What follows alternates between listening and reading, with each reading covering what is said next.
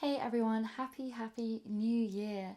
I wanted to do a little video on how to avoid overwhelm in the new year period, which I know for a lot of us can feel really overwhelming, with a lot of pressure and a lot of high expectations, often coming from us or from society around us that says, new year, new you must change, you must be better, you must improve yourself, there's no time to rest, you've got the year and you need to do so much. And if you're someone like me who really struggles with this constant feeling like you're running out of time, and maybe you have some 12-3 energy in your soul contract, then this one might hit you quite deep. So, first thing I want to say is it's not necessarily the new year.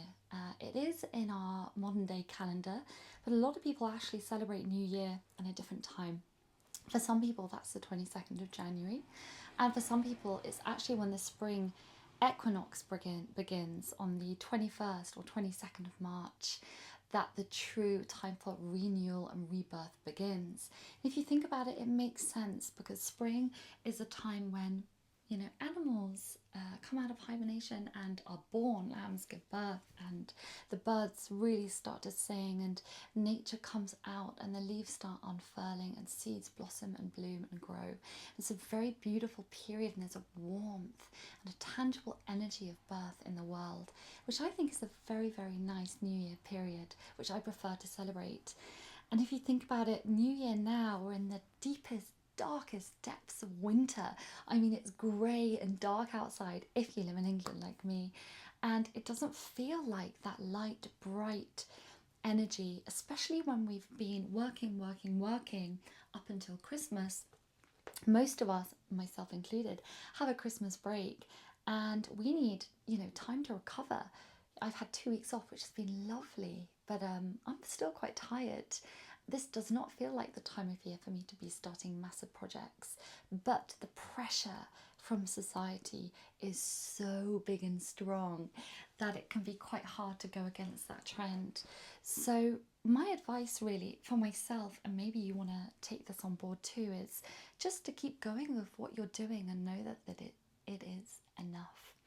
And the only one who is truly putting expectations on your shoulders is yourself. And if you can lovingly and compassionately start to let them go, so you can invite in a bit more rest, a bit more nurturing, a bit more leaning back rather than leaning forward. And I know it's a really exciting time. I get very excited in January because I think, oh my god, the whole year's stretching on ahead. But time is forever moving, forever changing, and it really doesn't mean anything that it's January.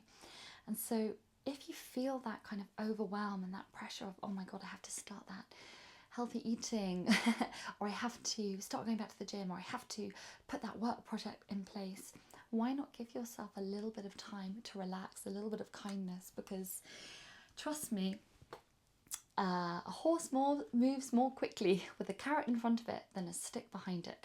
That comes from an old saying, I don't know where it's from, but don't be the stick on yourself, instead be the carrot. And allow yourself time and space to create. And a really important thing that I was reminded by today from a friend in a voice note was our minds do not always come up with the inspiration. It's our bodies and our souls that work as one to create divine inspiration for us to do wonderful things in our life. So sometimes we try and outthink and try and think too much and do too much with our minds, and maybe this isn't the time to do that. Maybe this is the time to have a bit more joy in your life when it's quite dark and bleak outside.